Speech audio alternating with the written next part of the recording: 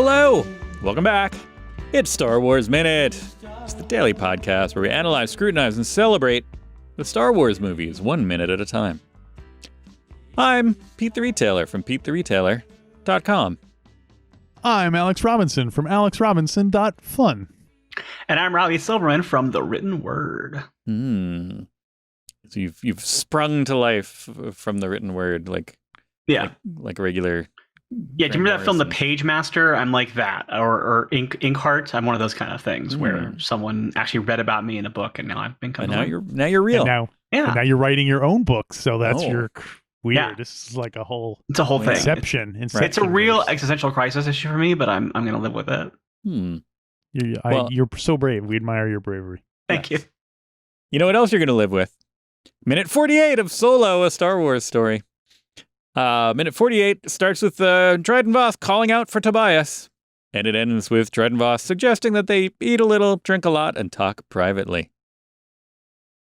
Which I like that line. I know it's jumping to the end, but I don't know, it's a good, totally in line with his character.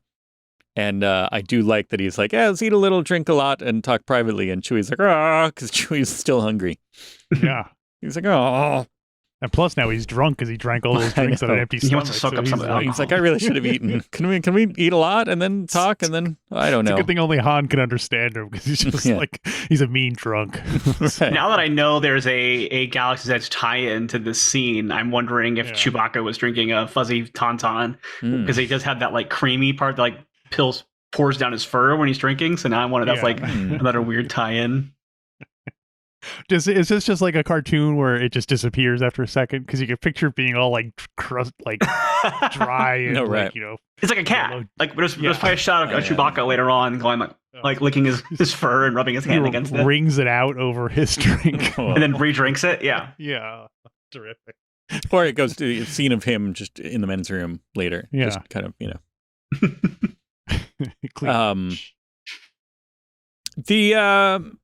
So here we were talking about, world building, character relations.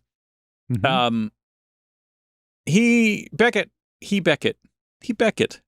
Beckett calls Dryden just Dryden. He's like, hey, Dryden. Like first name basis. Yeah. So like they're obviously they know each other well enough and he's comfortable. It's not like he's not low enough down the ladder that he has to be like, Mr. Voss or boss or anything like that. He's like, hey, Dryden. Boss Voss. Boss Voss. They called me Mr. Voss. Right. It's Boss Noss I'm thinking of. So it's kind of surprising because it seems like Dryden Voss is pretty high up the food chain. It sounds like he kind of answers directly to Darth Maul. So I'm surprised that he would have like a first name. Over on the Godfather Minute, one thing they talk about is buffers. Like want, if you're a criminal, you want to have buffers between you and the people you're ordering to commit the crime. So the fact that he's now like face to face with the guy who was just involved with a train robbery seems like sloppy on Dryden Voss's part. Face to face and like walking distance. Yeah, face to face with the guy who just did the robbery and walking distance from the location. Right. Just shows you how arrogant he is that he's like, I don't care. I'll talk to whoever I want to. Maybe. I like. Yeah, and I think he has that kind of vibe. He's the kind of boss villain where he lays on the charm on such a level that it lulls you into a false sense of security, and then he's looking for spots to stick the knife. Like I think he's that kind of charming rogue type of villain. Yeah. So I think that's maybe why he's a little more casual because he wants people to let their guard down around him. Mm-hmm. But it's never trust someone with a cape in Star Wars. That's kind of my feeling. Dryden Voss has a cape, and I think are there any good cape? Any character? I mean, Lando has a cape, but he starts off. It does betray immediately. Yeah, it's kind of the defining feature of Lando in that movie. I guess Luke wears a cloak in Jedi. Oh yeah, yeah. Jedi robes. I think are exempt for the don't trust the cape policy. Really? To me, that's like primo example number 1 of don't trust someone in a cape as a Jedi. Okay, fair enough. Bring down the government. I forgot who I was talking to. I'm sorry. You're right. I'm going to enthrall the government in the galaxy in my religious holy war, no matter how many people I have to die in. Okay, yeah, I forgot what show I was on. You're right. Sorry, I walked right into that one. I'm going to throw this out there that you know, in terms of, you know, not without judging good or bad, but in terms of like trustworthiness and, you know, whether doing what they say and when and being reliable, Krennic is absolutely trustworthy. He's just he's just evil on the wrong side of things. And now that whole beginning where he shoots Jin's mom is kind of and destroys he does say he will. Doesn't do it. The Death Troopers do it. Yeah. I think in that same argument, destroyed. Yeah, in that same argument, you could say that Dryden is never dishonest in these movies. Dryden is very he's schmarmy, he's schmoozy, but he's blunt and he's direct when he gets the opportunity to be so. Right. Yes. He's honest about what he is. Mm-hmm. Yeah. So really, the people with the capes are the most honest. The people with the cloaks are bad. Okay, cloak's bad. Walked into it again. Good. Got it. Bail Organa also played by also has a cape. Don't trust him not to get blown up though. The Bail Organa cape. Speaking of which, so Beckett introduces Han and Chewie to everyone, and he says, "This is Han Solo." This is Han Solo and Chewbacca. Like, what a fun thing to say. It's like, you know, it's like in The Phantom Menace when you know, Qui-Gon got to say, like, Obi-Wan Kenobi, this is Luke Skywalker, or Anakin Skywalker. Yeah. It's like, hey, this is Han Solo and Chewbacca. Like, introducing them as a pair, as a tandem for the first time. You know? It's cool. Yeah. So, but the question is, why does Han keep the name Han Solo, I wonder? It was assigned to him by the Empire, so it's not like he has any kind of attachment to it. And he's now a deserter, so you think if anything, you'd want to say, okay, now I'm going to start going Han Beckett. Oh, I think it's because the Han script Beckett? says that he sounds does cool. keep it. Okay. Yeah, I think it's because that's his name in the future, It's so he has to the be movie. with it. Yeah. He tried to change it. And they're like, so, but anyway, I'm trying to think of a no prize answer for what we. He's like, well, I already got my monogram towels. It's a pretty cool name, so yeah, just got used to it. So got it for a dumb reason, but it's a cool name, so I'm stuck with it. So, does Kira now have a last name? I wonder. Everyone else we know in Star Wars has two names, except for Ale. Every human we know in Star Wars has two names. That I can think I'm trying to think. I haven't read the Crimson Reign arc yet, but I did read War of the Bounty Hunters, where Kira comes back in the comics, and I don't think she has a last name in that. So no, I think in. I mean, I can see it not coming up in the movie, so I'm glad they didn't feel like they had to shoehorn it in, right? Because it could totally be like, you know, something they would say. I'm gonna look it up on the Wikipedia. Wikipedia, no name listed, just Kira. No name, purely Kira. But and I do like how she reacts to, again, body language. Acting. She's when she hears, she's like, oh yeah, this is Han Solo, and she's like, oh, Solo, huh? Like this is the first time she's heard his name, so she's like, huh, all right, that's new. You're really planning on coming back for me, right, Han Solo? Yeah, you're really selling it. Hey, Captain Bachelor, what's going on with this?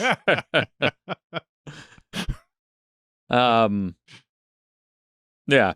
Oh, and stepping back a second. Unfortunately, here's my transition. Speaking of bachelors, when Dryden leans in and says, like, you know, like, hey, like, sorry to hear about Val. Yeah, it's an interesting. I do like we don't hear where he's like, sorry to hear about Val. Rio can go to hell though. We didn't catch that part because they didn't get along. Too many arms. Can't care. Don't care for it. Yeah, sounds too much like that Mandalorian I met 20 years ago. And he made so that shows he cares. He cares enough about Val Beckett to at least pretend to be, you know, concerned about or is he just adding, like, because he must know obviously that he doesn't have the coaxium at this point, right? Oh yeah.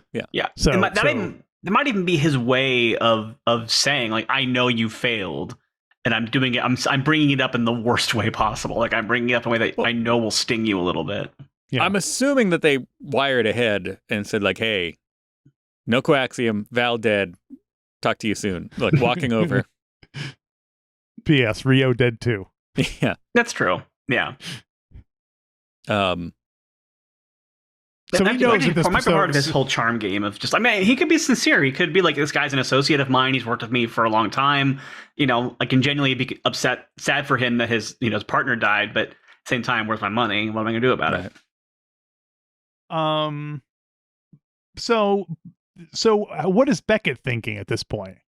Is he thinking, oh, Dryden Voss is being nice to me, but I can't let my guard down because if I was him, I'd be pissed. And we know that these people kill people. So he can't be buying the whole, like, or is he? Is he just so desperate to be like, okay, like, I'll believe this because I can't believe he's being so nice about it. I think it's more the former. I think he definitely knows that Dryden's hoping for him to let his guard down. I think he's trying to, like, I think Beckett is a cornered animal at this point. I think Beckett, he already said to Han, he knows why he can't just run. He knows that there's no getting away from it. So I think he's just one foot in front of the other, trying to figure out what he can do in the situation. Does not see an exit strategy. So he's just, whatever this guy says, I'm going to nod. I'm going to smile. I'm going to accept his condolences, and I'm just going to nod and agree with it and figure out my angle here. Right. So is his mentioning Val a, like, I reminding him of his failure, but also bringing up a painful thing, the fact that he just lost his I'm assuming girlfriend. There's some genuine element to that too, in that he, a happy worker is a productive worker almost, you know what I mean? Like, so he was like, hey, like, sorry about what happened. Right. Like, he really does, he would prefer him to be, and Val, from as far as we can tell, is probably also good at what she did. So, like, multiple levels, he's like, yeah, sorry, your partner and business partner is no longer with us. And Val was probably more capable than Beckett was, so he probably is legit sorry to hear about Val, because Val probably helps, give him numbers. So she had those Catwoman glasses. Mm-hmm. And also, possibly another factor is that they are currently, like, in front of everyone, and it makes Dryden Voss look like a good guy if he's, I'm concerned, he's, because also because in another version of this crime boss, he kills Beckett in front of everyone as an example, as an example of what happens when you dump your spice. Right. So it's interesting that he also killed the Imperial officer kind of in his office as opposed to doing it in a public thing. So he's not that kind of crime boss. No. Yeah, he's discreet. That's why I said the thing earlier about him being charming and looking for where to stick the knife. I think he is someone who wants to present an air of decency or an air of camaraderie, but then he definitely has his own, like, you will find out what happens when you cross me kind of attitude to him. Right. Yeah. Yeah, he's not the I have a pit in the floor of my club that drops you down into a rancor pit. Like, he's not that. I don't have a dropping cage that I eat a frog while you fight my monster beast that eats you. I would like to see that, but no. Yeah. He's generally pretty efficient. He's usually just to stab him and done, kind of one and done kind of thing. From what we see, anyway. Yeah, and this scene especially, he keeps his cool, which is really big. It's not like later on where, like, when he finally lets his guard down and he's, like, losing it, it's a huge shift, and it shows how scary he can be when he wants to be. Right. Yeah. And they consciously, this whole time, the writers were saying they wanted him to be basically the opposite of Jabba the Hutt in similar import. They're both, crime bosses who have similar standing, but they wanted them to basically behave physically and kind of characteristically. They wanted to be the opposite of Jabba. That makes sense. Yeah. One thing I gotta say I do like about Dryden Voss, I think he's maybe the second character we've seen who's like, hey, Chewbacca, good to meet you. Like, he acknowledges Chewbacca as if he is in fact not just Han's dog.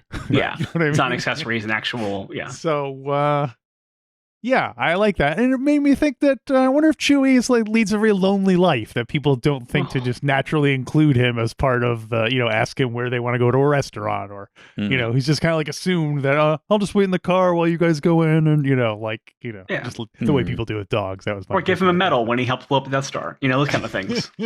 Or hug him when, best friend dies. Eventually. Yeah. So, yeah, who does? Maz Kanata. So that's a good, brings our conversation full circle. She likes that Wookiee. Yeah. But then again, maybe, Wookiees live a long time, and maybe there's times where he's like, yeah, I like living among the humans because I can kind of spend more time just not, having to worry about stuff. The decisions are all kind of made for me. But then when I want to be more extroverted, I go hang out I go back to Kazook and talk to Art Carney about what's going on.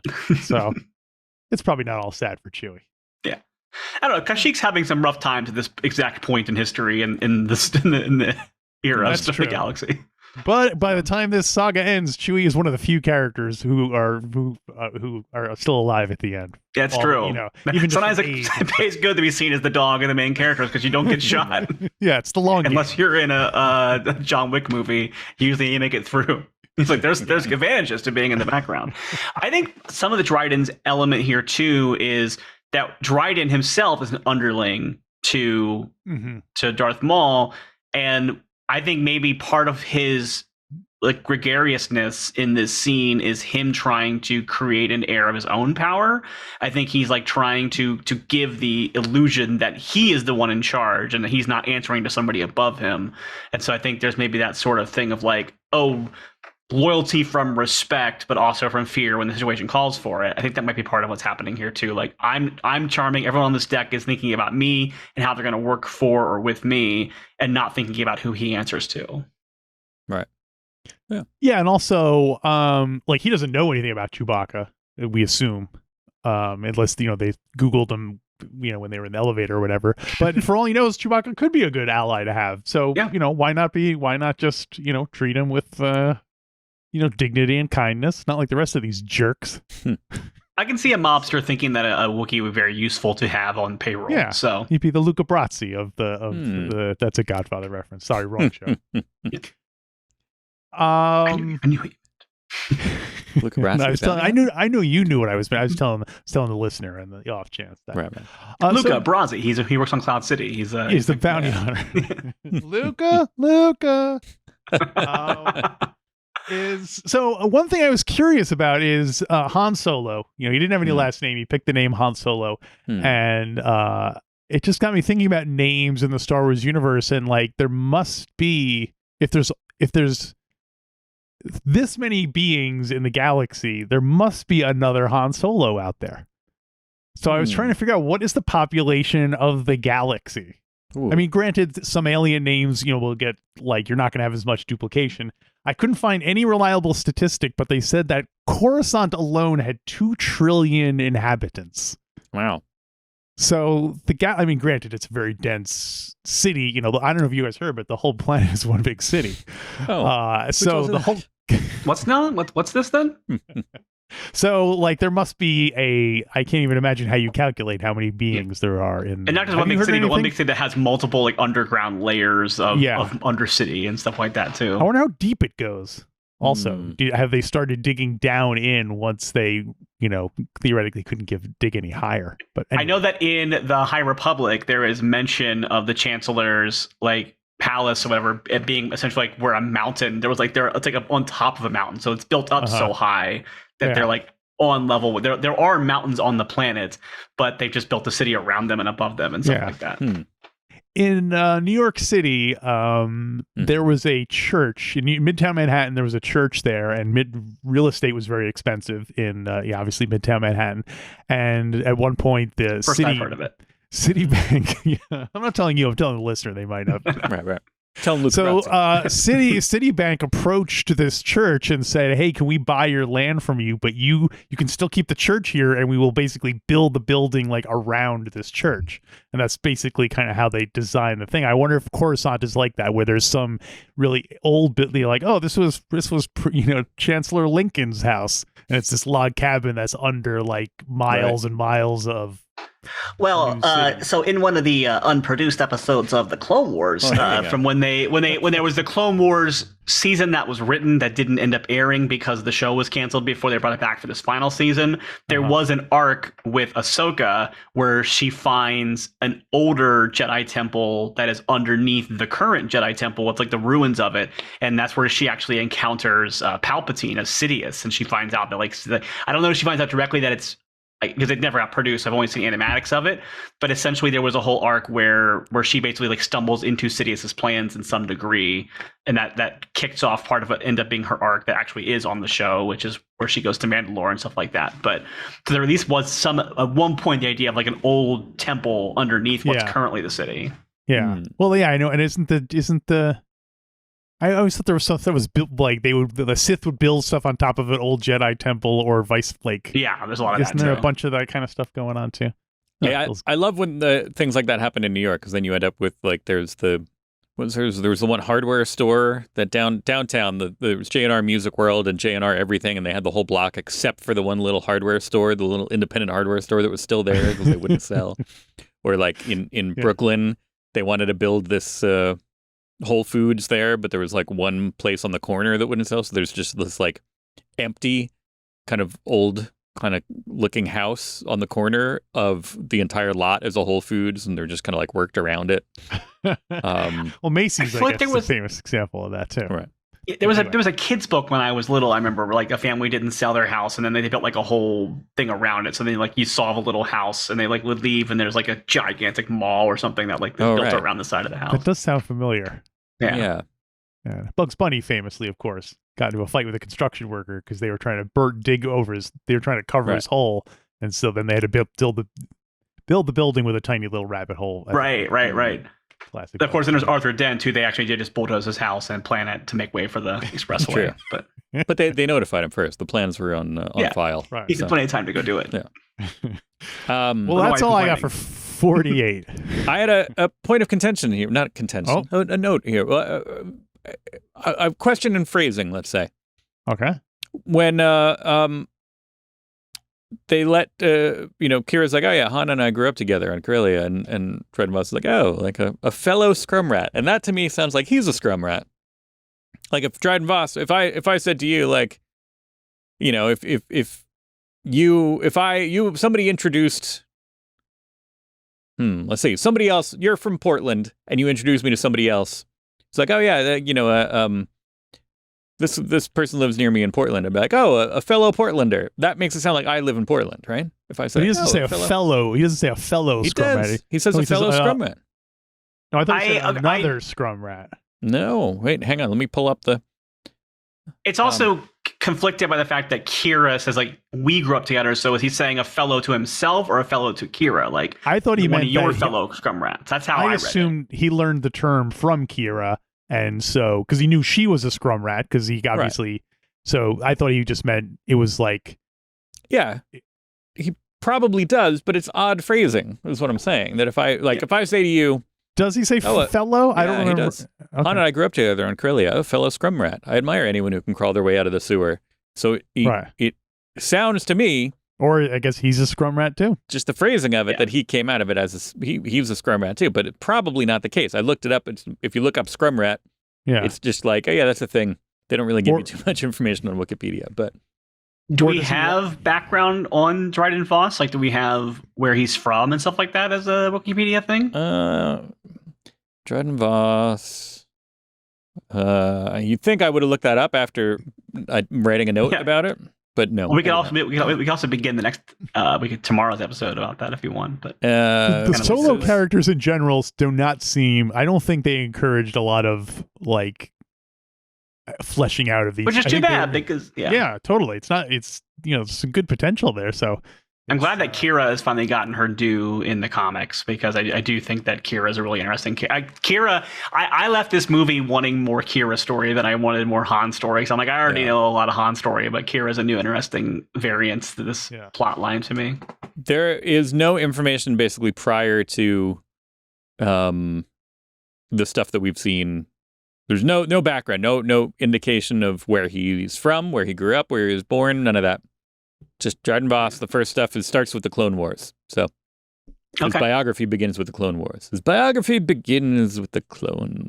Yes. I was a scrum rat the same as your father. It's interesting how Corellia is just universally known now as the sewer. Like, I'm from Corellia. Oh, a scrum rat from the sewer.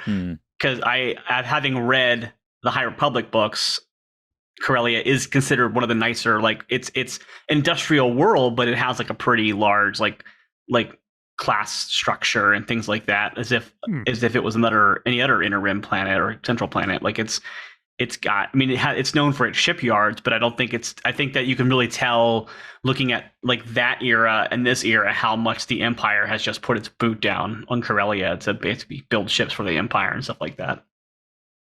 Yeah, well, certainly in the real world, we're not lacking examples of once proud industrial cities in America, which are now hollowed out shells of their former glories because, So. And they're not being pushed down by like a specifically fascistic government that's like saying make things for us and not pay, or are they? Yeah. whole other conversation. That was being naive, Kay. Yeah. Sorry, wrong show. Yes. Now that just that nugget in there, I'm going to put that out there because then 2 or 3 years from now, when they do another story about Dryden Voss and they reveal that he was a scrum rat too, and they're like, yeah, see, it said it in the thing. I want to have that clip available so that we can make a little thing of it. Be like, see, we predict the future all the time. If someone wants to hire me to write a book about Dryden Voss, I will make him from Corellia if I can. All right, so. How much? I got like $20. He could just be saying it to make Han think he's a scrum rat. I think he's saying it to like just it's a subtle dig, not necessarily at Han. Like I think he's saying it like, oh, I respect someone, but I'm also like putting down where you're from. And I'm kind of like, I think it's him establishing the power dynamic a little bit. Right. He's like saying, oh, another hillbilly or whatever. Yeah, exactly. Like a kind of which is okay. No offense to any hillbillies if he's from there. Yeah, he can say it if he's from there. That's right. So I think he can say however he wants to because he's Dryden Voss in this scenario. Well, that's also, true. Yeah. I think that's the point of it. Is I think he's doing it in a way of like, I can put down your home and you're not able to push back on me at all. He might not want to push back because he wanted to get out of there. But I've read this very much as him playing with Han a little bit. Like, who's this new guy?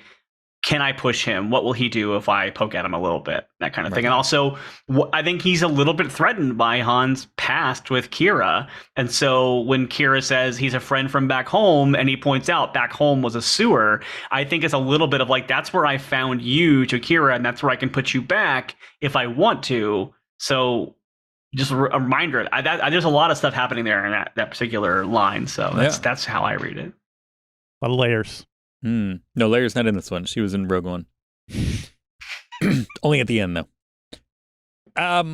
Speaking of which, there's no speaking of which. That wasn't a good transition. I'm sorry. But, Riley, can you come back tomorrow? Because I think we're done with 48. We're going to move on to 49. 49. Do you, hey, everybody, do you see that thing that's behind Alex? And do you see that thing that's on Alex? There's a tapestry behind him. There's a T-shirt on him. This is, of course, you can see it on the YouTube. Get out of the way so you can see it better. StarWarsMinute.com/YouTube. But those things are available at our merch shop. Go to StarWarsMinute.com/merch, and you will be able to get that particular print. It's a lot of pixelated. I'll describe it for the people not looking. It's like a little pixelated, 8-bit-ish looking versions of a lot of the different characters from the Star Wars saga. All on a yellow background, almost like they're on the back of an action figure card. It's available as a shirt, as a tapestry, as a skateboard, a shower curtain, all kinds of fun stuff. Phone cover, case, whatever you call it.